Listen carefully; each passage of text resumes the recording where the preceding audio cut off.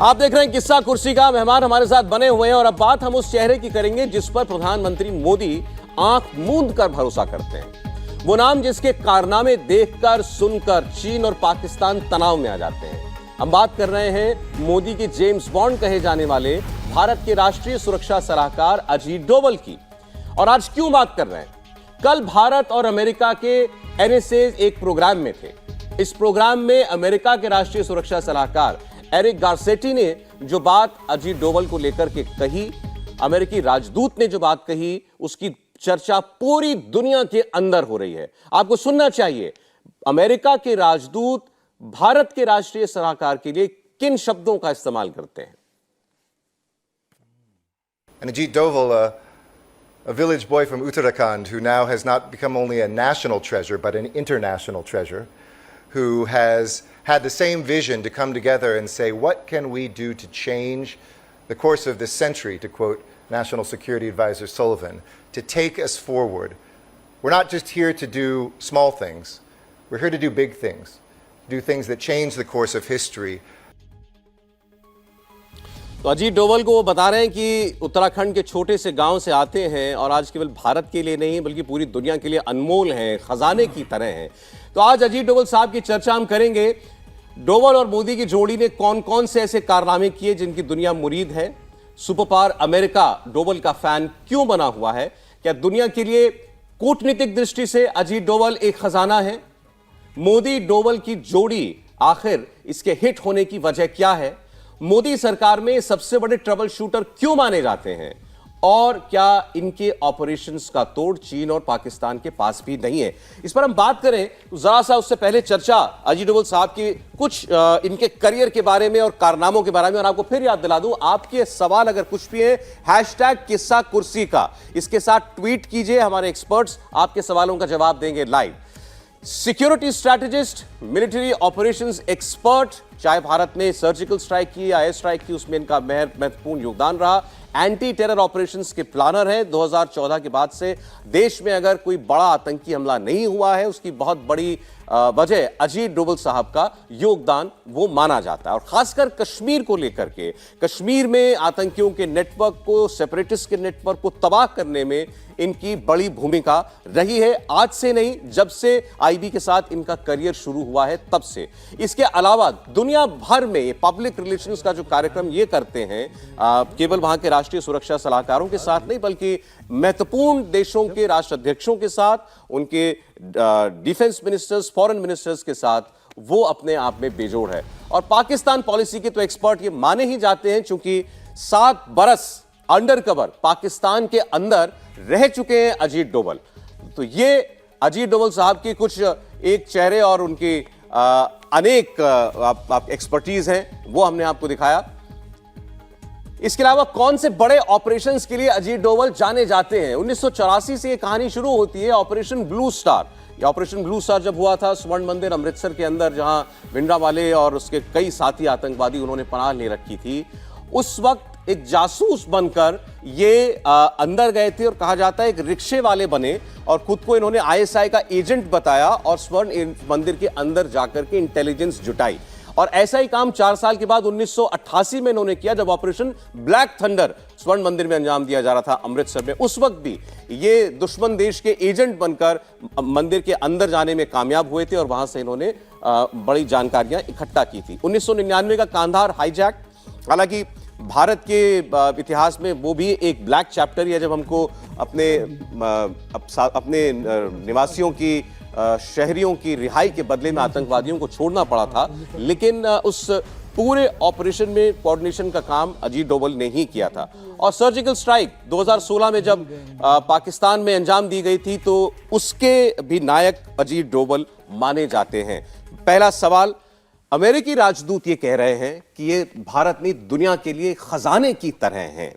तो अजीत डोवल साहब की क्या है ऐसी शख्सियत की आज दुनिया मुरीद हो रही है? देखिए, एक तो शुरू से ये आईबी के बेस्ट फील्ड ऑफिसर माने जाते थे। अच्छा, आज तक जितने फील्ड ऑफिसर हुए, पंजाब में मिलिटेंसी खत्म करने का फील्ड पर 2 लोगों को श्रेय है, केपीएस गिल और अजीत डोवल। अजीत डोवल की टीम एक्शनेबल इनपुट प्रोवाइड करती थी इंटेलिजेंस प्रोवाइड करती थी और केपीएस गिल की टीम एक्शन लेती थी। इन दोनों ने मिलकर मिलिटेंसी खत्म की। ऑपरेशन ब्लैक थंडर में ये अंदर जाएं, इसके लिए इस सिक्योरिटी इस्टेब्लिशमेंट में कोई तैयार ही नहीं था। और ये गए नहीं, इतना ही नहीं, ये रोज बाहर निकलते थे। अच्छा, लोग कहते थे मार दिए जाओगे, बचोगे नहीं, तो वहां उनको बताते थे कि मैं उधर जा रहा हूं, लाहौर की तरफ जो है, बॉर्डर की तरफ, पाकिस्तानियों से बात करके आता हूं। और दिन में जाके बताते थे कि क्या क्या हो रहा है, कितने हथियार है, कितने लोग हैं, क्या तैयारी हो रही है। और ये रोज बरोज करते रहे और सही सलामत बाहर निकल कर आए।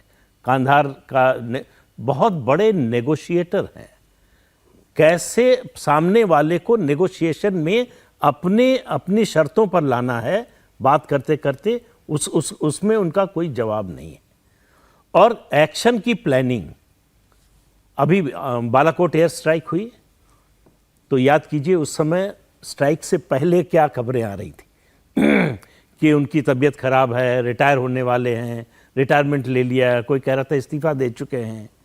वो एक तरह से पाकिस्तान को गफलत में रखने वाले के लिए कि अगर अजीत डोवाल नहीं है तो कोई और आएगा तो उसको एक्शन लेने में या कुछ करने में समय लगेगा, कोई प्लानिंग नहीं हो रही है। अगर ऐसा होता तो अजीत डोवाल को इस्तीफा उनका क्यों होता। और जब ये ऑपरेशन हो गया तो सारी खबरें खत्म, उनकी तबीयत भी ठीक हो गई, उनका इस्तीफे का भी कुछ पता नहीं चला कहाँ है। तो इस तरह का एसेट किसी भी सरकार के पास हो, आप समझिए कि कांधार का नेगोशिएशन किया तब अटल बिहारी वाजपेयी की सरकार थी, और उसके बाद आईबी का डायरेक्टर बनाया कांग्रेस की सरकार, मनमोहन सिंह ने बनाया। तो इसलिए जो है जो भी सरकार रही उनको मालूम था कि इनका जो है ये एक एसेट है जो हमारा जो सिक्योरिटी एस्टेब्लिशमेंट है उसके लिए। तो इसलिए, और वो केवल बात करने में या योजना बनाने में ऐसा नहीं है, एक्शनेबल इनपुट चाहिए। इस पर सारा जोर ये कश्मीर में जो ठीक किया उसकी वजह यही है। ऐसे इनपुट आ जाए आईबी का कि कहीं धमाका होने वाला है उत्तर प्रदेश में, अरे तो भाई कहाँ होने वाला पुलिस, फिर बाद में आईबी वाले कहते थे हमने तो जो है अलर्ट कर दिया था। वो कश्मीर वाली तस्वीर भी हमारे पास है, अगर उसको हम स्क्रीन पर चलाएं, 370 हटा था तो हर वक्त हिंदुस्तान में ये आशंका रहती थी कि कुछ हो ना जाए, कुछ हो ना जाए।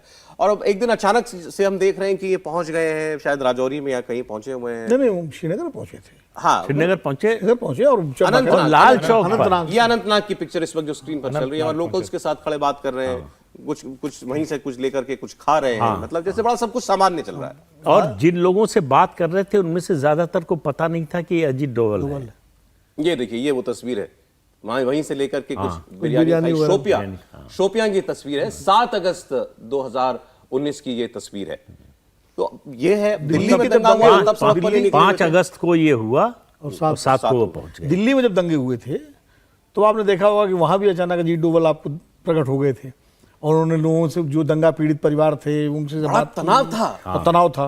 कुछ भी हो सकता है। मैं डोवाल साहब की एक दो बातें मैं भी बताऊंगा, क्योंकि इंटेलिजेंस कवर करने के दौरान मेरी उनसे मुलाकात भी हुई, उनका इंटरव्यू भी किया मैंने। जब ये आईबी के डायरेक्टर बने थे, आपको याद होगा इराक में हमारे करीब 7-8 ट्रक ड्राइवर्स को, भारतीय ट्रक ड्राइवर्स को एक आतंकवादी संगठन ने अगवा कर लिया था। बहुत उस वक्त सारे हमारे मीडिया में खबर बिल्कुल हो रही थी, और नई नई सरकार बनी थी मनमोहन सिंह की, इनके हाथ पैर फूल गए थे। गल्फ वॉर के टाइम, ये 2005 की बात है, 2005 की बात। इनके हाथ पैर फूल गए थे, सरकार में इस्टेब्लिशमेंट में क्या होगा। लेकिन उस पूरे मामले को इतनी खूबसूरती के साथ डोवाल साहब ने हैंडल किया कि वो 8 के 8 ट्रक ड्राइवर सुरक्षित वापस आ गए, और जो अगवा करने वाले थे वो भी धीरे धीरे उनका भी निपटारा हो गया। तो ऐसा मतलब वो, इसलिए अभी जैसे जिक्र किया प्रदीप जी ने ऑपरेशन ब्लैक थंडर का, ये भी कहा जाता है कि जो लालडेंगा का जो समझौता हुआ था राजीव गांधी की सरकार के दौरान, उसमें भी इनकी बड़ी भूमिका थी। नॉर्थ ईस्ट में, मिजोरम वाले में। हाँ, तो सुपर कॉप इनको अगर कहा जाता है तो ऐसे नहीं कहा जाता है, और निश्चित रूप से अमेरिकन राजदूत ने अगर कहा है तो ऐसा नहीं, अमेरिकन राजदूत ने कोई बिना रिसर्च के नहीं बात की होगी, उसके पीछे इनका पूरा करियर का। आपने जितनी बातें बताई, ये तो भारत में इनके ऑपरेशंस, उसकी बातें हुई। अब अमेरिकी राजदूत कह रहे हैं इंटरनेशनल ट्रेजर है, इसका मतलब कहीं दुनिया के सिक्योरिटी अपैरेटस के अंदर कहीं ना कहीं, या फॉरेन पॉलिसी के अंदर एक बड़ा योगदान अमेरिका के बीच में इंटेलिजेंस का जो है एक्सचेंज शुरू हुआ, ये इन्हीं की इनिशिएटिव पर, कि उससे क्या फायदा है, आपका क्या फायदा है, हमारा, और क्या फायदा है दुनिया का। तो ये जो हमारा हुआ चीन से लद्दाख में, उसमें जिस तरह से अमेरिका ने हमको लगातार इनपुट दिया, उसका फायदा बहुत मिला हमको। तो उसकी जमीन जो है वो डोवाल साहब ने तैयार की। अब ये रिश्ते इनके अमेरिका के साथ इन्होंने बना रखे हैं, रूस के साथ है, इजराइल के पुतिन साथ, से भी रूस के मुलाकात करने के फरवरी में गए थे। उसके बाद से हम रिकॉर्ड मात्रा में तेल उनसे खरीद रहे हैं और दुनिया हैरान है इस बात से कि आपने चीन रूस दोनों को कैसे मैनेज किया हुआ है। और मैं डोवाल साहब के बारे में बताना चाहता हूँ कि जब नरेंद्र मोदी जी 2014 में प्रधानमंत्री बने थे, तो जो सारे नेबरिंग कंट्रीज के हेड ऑफ स्टेट आए थे उनके शपथ ग्रहण समारोह में, ये बेसिक आइडिया डोवाल साहब का ही था। अच्छा, कि सार्क के सारे उनका था कि एक मैसेज जाएगा कि भाई भारत जो है अपने पड़ोसी देशों के प्रति और जो दक्षिण एशिया के देश हैं उनके प्रति उसके अंदर क्या सद्भावना है। और ये पहली बार उससे क्या हुआ कि मोदी जी की जो इंटरनेशनल इमेज जो बनी है आज, वहीं से शुरुआत होती है कि जब नवाज शरीफ तक को आकर के हाथ मिलाना पड़ा, श्रीलंका के राष्ट्रपति, अफगानिस्तान के राष्ट्रपति, सारे जो हैं हमारे बांग्लादेश से, तो यहाँ से आप शुरुआत करिए। ये बात मैं ऑथेंटिकली इसलिए कह रहा हूँ कि मुझे बड़े मतलब करीबी सोर्स से उसी से पता लगी थी कि आइडिया कहाँ से आया। तो ग्लोबल विजन तो है डोवाल साहब का। और दूसरा जो मोदी जी की जो गल्फ पॉलिसी है मिडिल ईस्ट देशों के साथ, उसमें डोवाल साहब की बड़ी भूमिका रही। बनने के बाद जो आईबी के डायरेक्टर तत्कालीन आसिफ इब्राहिम थे, उनको उन्होंने उनके रिटायरमेंट के बाद पिक किया और उनके अपने एनएसए में अपने साथ रख के उनको एडवाइजर बना के उनको आफपाक का स्पेशल एनवॉय बनाया। और आसिफ इब्राहिम के जरिए पूरी जो गल्फ कंट्रीज थी उनके सारे इस्टेब्लिशमेंट को किस तरह से, चूंकि वहाँ खाड़ी के देशों में बड़ी आशंका थी, जब मोदी जी प्रधानमंत्री बने थे तो खाड़ी के मुस्लिम कंट्रीज में बहुत आशंका थी भाई, जो पुराना इनके बारे में प्रचार और सब था, तो उसको कैसे डाइल्यूट किया है और किस तरह से मोदी जी की इमेज आज सबसे अच्छी अगर गल्फ पॉलिसी पिछले 15-20 साल में रही तो नरेंद्र मोदी सरकार की है। नहीं, तो हम पाकिस्तान के चैनल्स पर कभी सुनते हैं ना, वहां लोग जो है इसी बात को लेकर के रोते मतलब रहते हैं इजराइल कि भाई और सऊदी अरब दोनों को एक साथ साधना। ये सारे मुस्लिम देश जो हैं, ये कैसे मुमकिन है कि नरेंद्र मोदी को अवार्ड पे अवार्ड दिए जा रहे हैं, वहां मंदिर खुल रहे हैं, मंदिर बन रहे हैं, हमारे रिश्ते मजबूत हो गए। इजराइल को भी एक साथ सऊदी अरब की यात्रा और इजराइल की यात्रा और फिलिस्तीन की यात्रा एक साथ हो रही है, एक साथ। तो ये मामूली बात नहीं है। तो ये इसके पीछे भी डोवाल साहब का एक बड़ा एक आर्किटेक्ट के रूप में माना जाना चाहिए। देखिए सौरभ जी, मुझे लगता है कि दो चीजें हैं जो अगर अजीत डोभाल का नाम लें तो अलग से उसको चिन्हित करना चाहिए। भारत में इस्लामिक टेररिज्म का इतना बड़ा जानकार और इस्लामिक अंतर्विरोध का इतना बड़ा एक्सपर्ट कोई नहीं हुआ है। आजादी के बाद से इस्लामिक टेररिज्म और इस्लामिक अंतर्विरोध, उसके बीच के जो कॉन्फ्लिक्ट्स हैं, हम बार बार जो बात करते हैं कि क्या वजह है कि गल्फ कंट्रीज हो, चाइना हो, रशिया हो, अमेरिका हो या अफगानिस्तान हो, उन सब जगह पर अगर किसी के पास कोई जिसको कहते हैं कि सोर्स है, सबसे रिलायबल सोर्स है, तो अजीत डोभाल के पास क्यों है? क्योंकि उन्होंने पाकिस्तान में जो अपने 6-7 साल गुजारे वो बड़े कमाल के थे। उसके दौरान उन्होंने जो पाकिस्तान, अफगानिस्तान में जो नेटवर्क खड़ा किया, जो बांग्लादेश में नेटवर्क खड़ा किया, अभी भी जब हमको जो सबसे ज्यादा मदद मिलती है वो बांग्लादेश और अफगानिस्तान से मिलती है, विशेष करके पाकिस्तान और चीन के जो इस्लामिक टेरर वाले गठजोड़ को तोड़ने में। उसके लिए इंदिरा गांधी जैसी मजबूत प्रधानमंत्री के दौर में भी भारत में CIA और KGB चलाते थे सब कुछ, लेकिन पहली बार है कि भारत की खुफिया एजेंसी ने अफगानिस्तान के कंधार में किसी को निपटा दिया। अब वो निपटा कि नहीं निपटा ये हम नहीं जानते हैं, लेकिन वहां एक आतंकवादी जो भारत के लिए वांछित था वो मार दिया गया। कराची की सड़क पे अचानक एकदम पता नहीं था, 2 लोग बाइक पे आए और एक आतंकवादी को गोली मार दिया। अब आप कुछ भी कहें, जब जिसको कहते हैं ना, जो पॉलिसी में जिसको हम डिफेंस स्ट्रेटजी में कहते हैं कि अगर दूसरा दबाव में है तो उससे बढ़िया डिफेंस पॉलिसी कुछ होती नहीं है। पहली बार अजीत डोभाल की अगुवाई में, जिसको हम सचमुच सिक्योरिटी के लिहाज से कहते हैं, पाकिस्तान और इस्लामिक टेररिस्ट ग्रुप ये दबाव में है। जब अमेरिकी पक्ष से आता है कि वो अंतरराष्ट्रीय खजाना है, तो जरा इसको समझिए, दुनिया में अमेरिका और इस्लामिक टेररिज्म, उससे बड़ा कोई भी युद्ध नहीं चल रहा है, सब छोटे मोटे युद्ध हैं उसके आगे। उसमें अजीत डोभाल की जो एक्सपर्टाइज है, उनके जो इनपुट्स हैं, वो कमाल के हैं। शायद उसी को वो बोल रहे थे और हम लोगों को सुनकर तो अच्छा लगेगा कि हमारे देश का NSA इतना खूबसूरत काम कर रहा है, देश में कोई भी आतंकवादी हमला आज नहीं हो पाता है। इतिहास से सबक लेना, अच्छा, ये बहुत बड़ी चीज है। उनका बड़ा मशहूर भाषण है कि ये याद रखना चाहिए हमको कि जितने आक्रमणकारी आए उनके लश्कर इसी देश में बने, वो बाहर से लश्कर लेकर नहीं आए। तो और इसी को आगे बढ़ाते हुए जो CDS थे विपिन रावत, वो कहते थे हमको 2.5 फ्रंट पर लड़ना पड़ेगा। उस लड़ाई के लिए तैयार रहना चाहिए पाकिस्तान, चीन और घर के अंदर।